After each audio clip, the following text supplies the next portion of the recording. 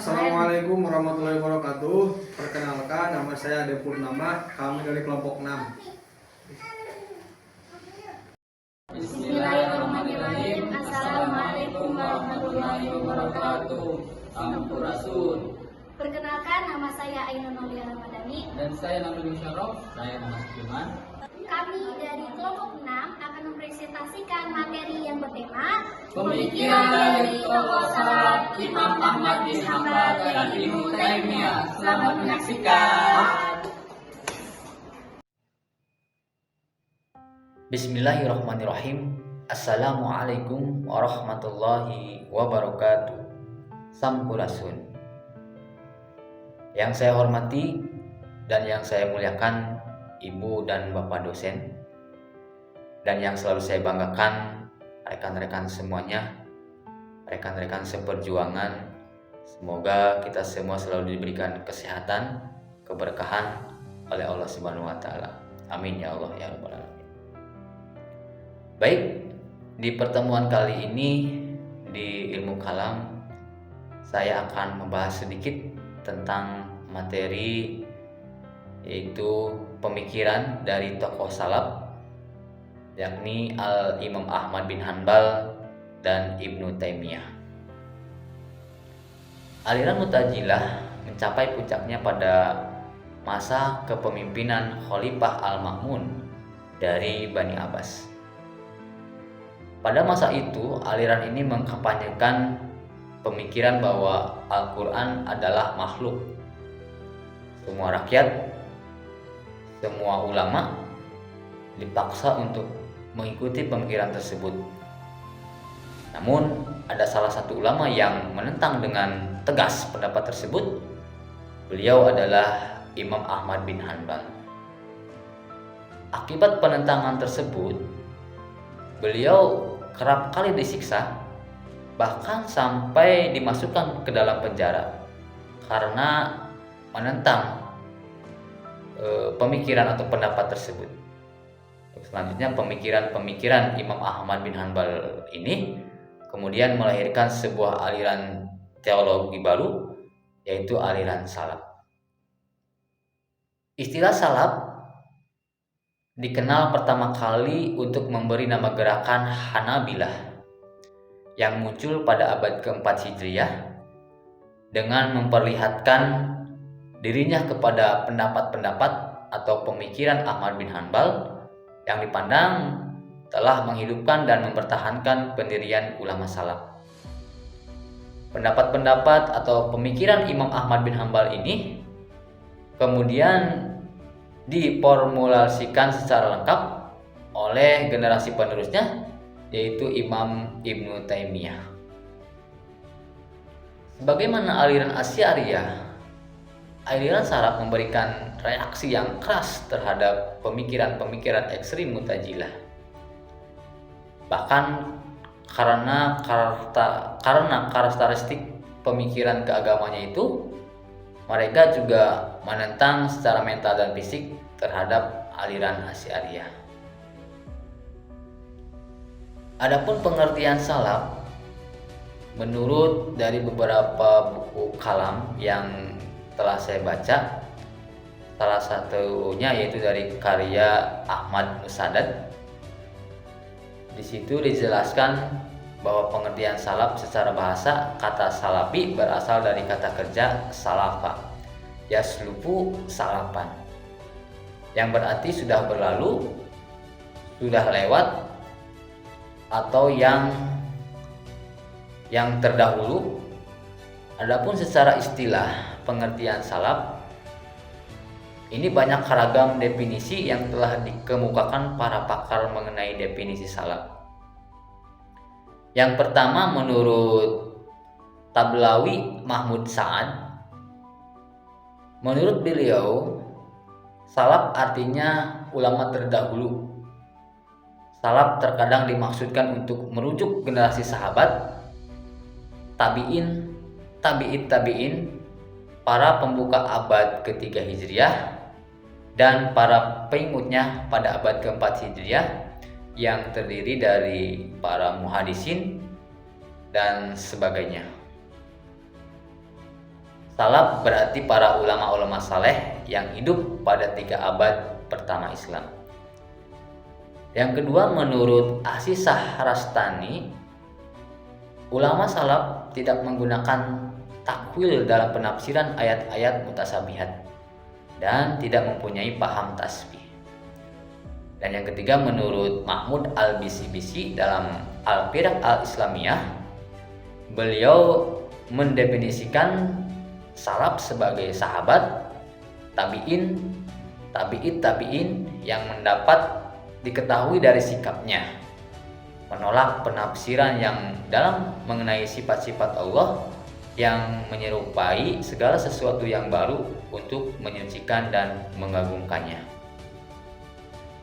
Baik, dari berbagai definisi tersebut dapat kita simpulkan bahwa pengertian salaf secara istilah adalah suatu gerakan yang merujuk atau kembali pada masa di mana ajaran Islam masih murni dan belum tercampur aduk dengan aspek-aspek di luar Islam.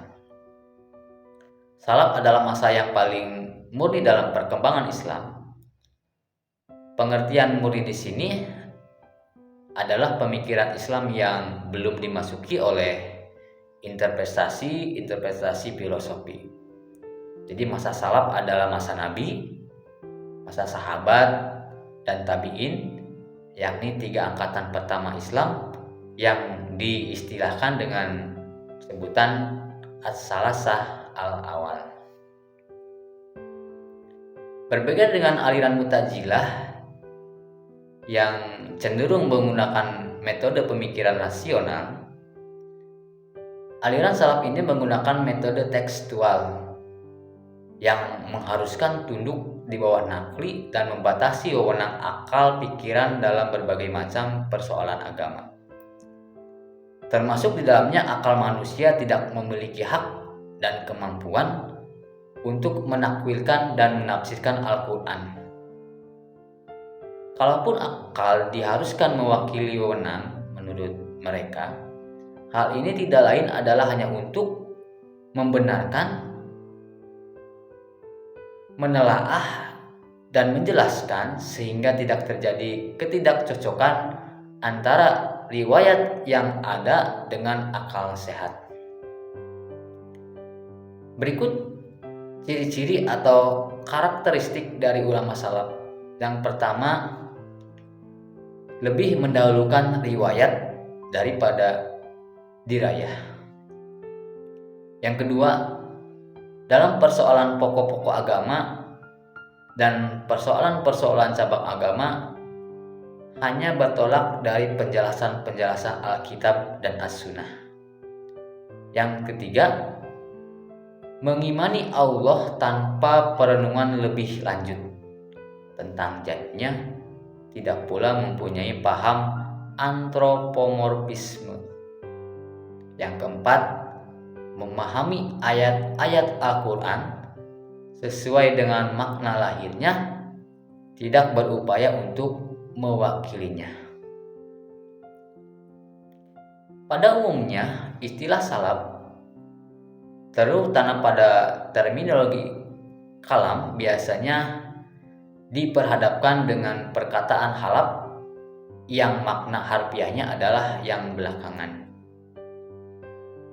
Dalam konteks tradisi ilmu kalam, istilah salaf dan khalaf itu dipergunakan dalam kaitannya dengan kategorisasi atas ahlus sunnah atau yang biasa pula dipendekkan dengan sunni, sehingga dalam tradisi intelektual Islam dikenal dengan 2 kategori ahlus sunnah, yaitu ahlus sunnah salafiyah dan ahlus sunnah khalafiyah.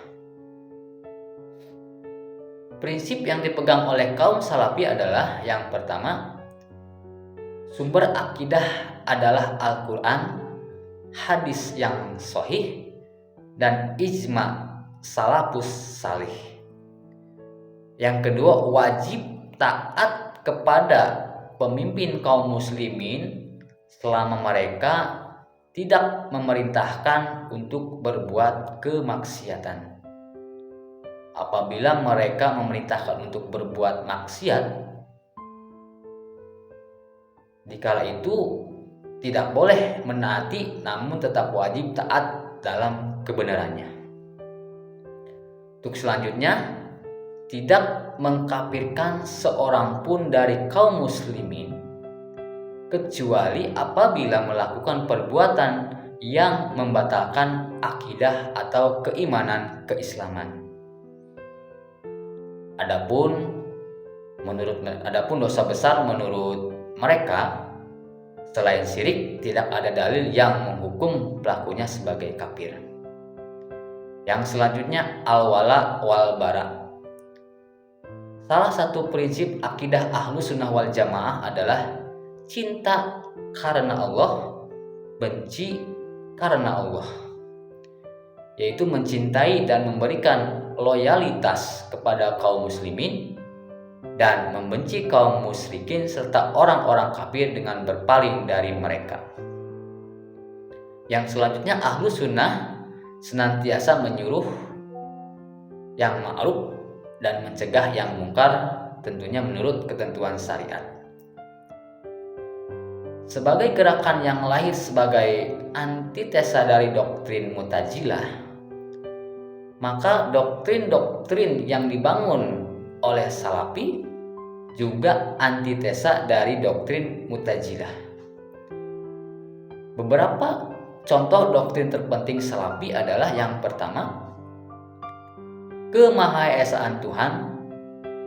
Salafi memandang kemahesaan Tuhan atau tauhid atau wahdaniyah sebagai asas pertama ajaran Islam dan kemudian diinterpretasikan dengan suatu interpretasi yang secara keseluruhan sesuai dengan pandangan umat Islam.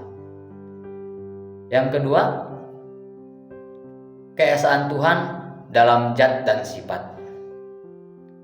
Dalam masalah ini, Ahmad bin Hanbal menjelaskan bahwa Allah tidak berbilang dan tidak boleh adanya keterbagian. Tidak pula mengklasifikasian. Dalam masalah zat dan sifat Allah, Salafi mencukupkan kepada tek wahyu saja. Yang ketiga, keesaan dalam ibadah. Selain esa dalam zat dan sifat atau tauhid ubudiyah, yaitu mengikhlaskan seluruh ibadah hanya untuk Allah atau mengarahkan segala ibadahnya hanya kepada Allah Subhanahu wa taala semata. Yang keempat, sifat-sifat Tuhan. Dalam masalah sifat Tuhan, Salafi menempuh metode tahwud atau metode isbat, yaitu menyerahkan sepenuhnya kepada Tuhan tanpa mentakwilkan. Yang kelima, keesaan dalam penciptaan. Dalam terminologi ilmu kalam, keesaan Tuhan dalam penciptaan biasanya diistilahkan dengan tauhid rububiyah. Allah menciptakan dunia seisinya ini dengan tanpa ada sekutu dan tanpa ada penentang kekuasaannya. Yang terakhir, Al-Quran. Menurut mereka, menurut Salafi, dengan tegas berpandangan bahwa mereka, menurutnya Al-Quran itu merupakan kalam Allah dan bukan makhluk. Mungkin itu saja penjelasan singkat di materi kali ini. Mohon maaf bila ada kata-kata yang kurang berkenan. Assalamualaikum warahmatullahi wabarakatuh. Baik, bismillahirrahmanirrahim. Saya akan menjelaskan biografi Imam Ahmad bin Hanbal dan pemikirannya. Jadi, Ahmad bin Hanbal dilahirkan di Baghdad tahun 164 Hijriah atau 780 Masehi. Dan meninggal 241 Hijriah atau 850 Masehi. Ia sering dipanggil Abu Abdillah karena salah seorang anaknya bernama Abdillah. Ia lebih dikenal dengan nama Imam Hambali. karena menjadi pendiri madhab Hambali. Ibunya yang bernama Sofia Sahahifah binti Maimunah binti Abdul Malik ialah bangsawan Bani Amir, dan ayahnya bernama Muhammad bin Hambal bin Hilal bin Asas bin Idris, dan ayahnya meninggal ketika Ahmad bin Hambal masih muda. Meskipun demikian, ayahnya telah mengawalinya memberikan pendidikan Al-Quran pada usia 16 tahun. Ia belajar Al-Quran dan ilmu agama lainnya kepada ulama-ulama Baghdad, lalu mengunjungi ulama-ulama terkenal seperti di Kafah, Basrah, Yaman, Mekah, dan Madinah. Guru-gurunya adalah seperti Ahmad bin Hambal, Ismail bin Aliyah, Muzaffar bin Mudrik, Walid bin Muslim, dan lain-lain. Sebagai seorang yang teguh pendirian, ketika Khalifah Al-Ma'mun mengembangkan madhab Mu'tazilah, Ahmad bin Hambal menjadi korban minhah karena tidak mengakui bahwa Al-Quran itu makhluk, sehingga ia harus masuk penjara. Nasib serupa dialaminya juga pada masa pemerintahan para pengganti Al-Ma'mun, yaitu Al-Mutashim dan Al-Watsiq. Setelah Al-Mutawakkil naik tahta, Ahmad bin Hambal memperoleh kebebasan pada masa ini. Ia baru memperoleh kebebasannya. Dan murid-murid atau penerus pemikiran Ahmad bin Hambal adalah Ibnu Taimiyah, Hasan bin Musa, Al-Bukhari, Muslim, Ad-Dawud, Abu Zuhroh, Adam Shiki, dan masih banyak lainnya. Pemikiran teologinya adalah ada di ayat-ayat mutasyabihat. Dalam memahami ayat-ayat Al-Quran, Ahmad bin Hambal lebih menyukai pendekatan lafzi daripada pendekatan takwil, terutama yang berkaitan dengan sifat-sifat Tuhan dan ayat-ayat mutasyabihat. Hal ini terbukti ketika ditanya tentang penafsiran ayat dalam surat At-Toha, An-nasu alal arsi istiwa ar-Rahman, yang artinya Tuhan yang maha pemurah yang bersemayam di atas arsy. Dalam hal ini, Ahmad bin Hambal menjawab, artinya istiwa di atas arsy. Terserah dia dan bagaimana dia kehendaki dengan tiada batas, dan tiada seorang pun yang sanggup menyifatinya.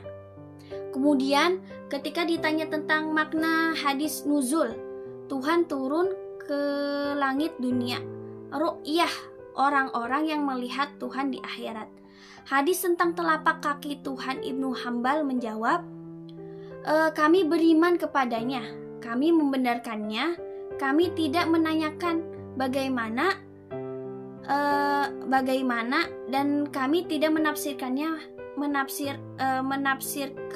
maknanya secara tasbih atau takwil.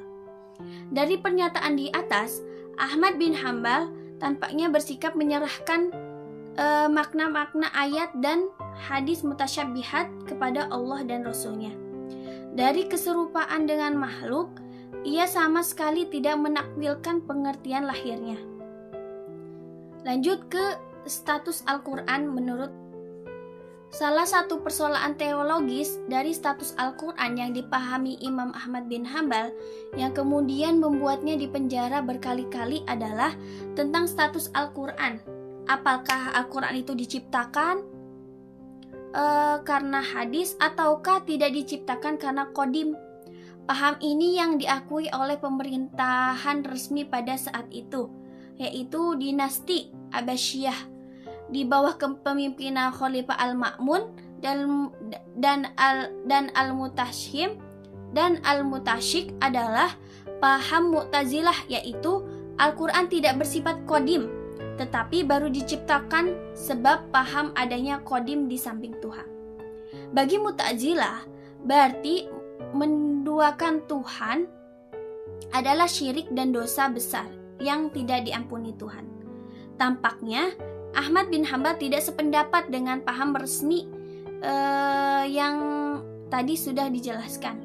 Oleh karena itu, ia kemudian diuji dalam kasus minhah oleh aparat pemerintah. Pandangannya tentang status Al-Quran dapat dilihat dari dialognya dengan Ishaq bin Ibrahim, gubernur Irak.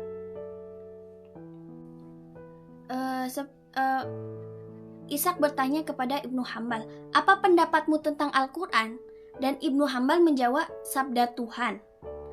Ishaq bertanya lagi, "Apakah Al-Quran diciptakan?"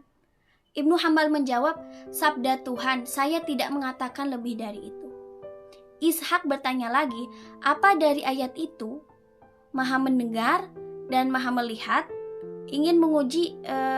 Ishaq pun ingin menguji Imam Hambal tentang paham antromorfisme. Ibnu Hambal menjawab, "Tuhan menciptakan dirinya." "Apa artinya?" kata Ishaq. Imam Ibnu Hambal pun menjawab, "Tidak tahu. Tuhan adalah sebagaimana ia sifatkan pada dirinya." Berdasarkan percakapan Ibnu Hambal dan Ishaq, Ibnu Hambal tidak ingin membahas lebih lanjut tentang status Al-Quran. Ia hanya mengatakan bahwa Al-Quran itu tidak diciptakan. Ini sejalan dengan pola pikirnya yang menyerahkan ayat-ayat yang berhubungan dengan sifat Allah kepada Allah dan Rasul-Nya. Mungkin itu saja yang saya pahami. Bismillahirrahmanirrahim. Assalamualaikum warahmatullahi wabarakatuh.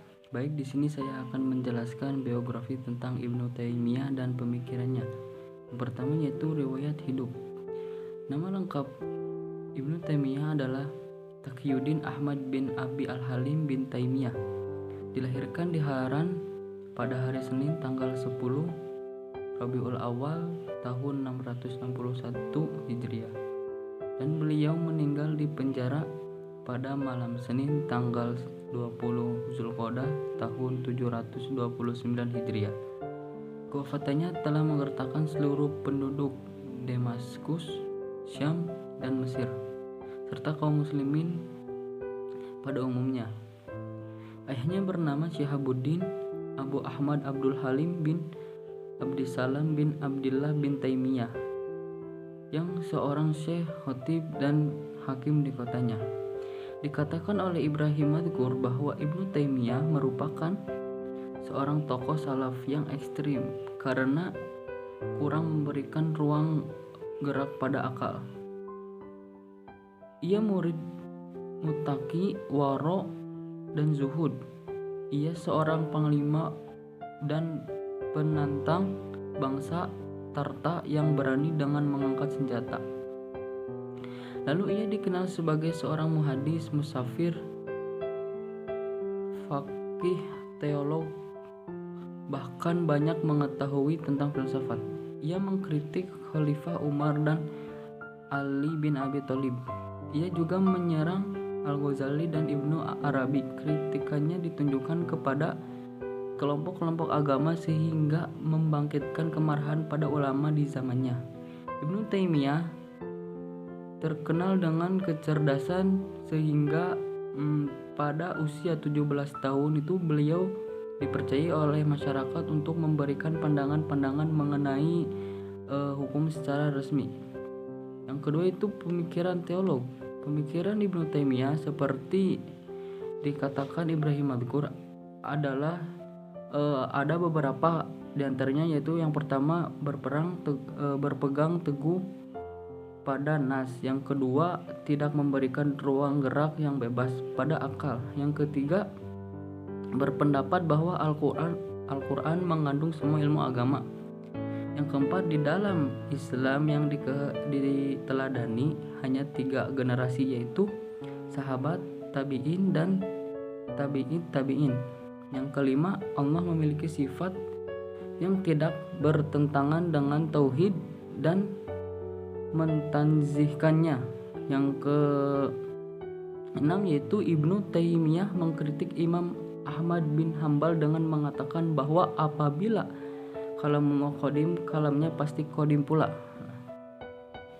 Ibnu Taimiyah adalah seorang tekstualis, oleh karena itu pandangannya dianggap oleh ulama madhab Hambali Al-Khatib bin Al-Jauzi sebagai pandangan tajsim, yaitu menyerupakan Allah dengan makhluknya. Oleh karena itu, Al-Jauzi berpendapat bahwa pengakuan Ibnu Taimiyah sebagai salaf perlu ditinjau lagi. Baik, mungkin cuman segitu presentasi dari saya. Wassalamualaikum warahmatullahi wabarakatuh.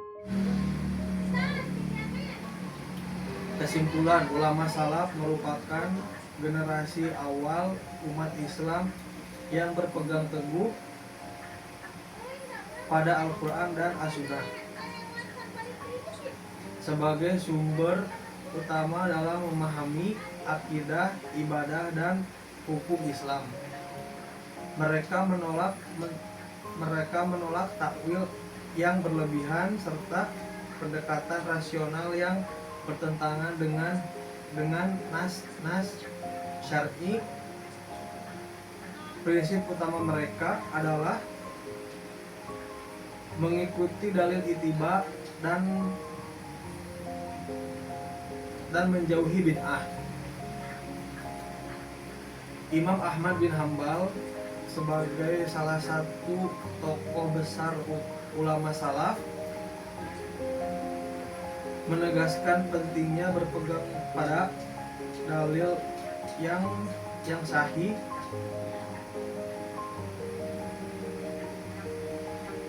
dan menjauhkan diri dari ilmu kalam yang bersifat spekulatif. Dalam pandangannya, hakikat keimanan adalah pembenaran dengan hati, dengan ucapan, dengan lisan,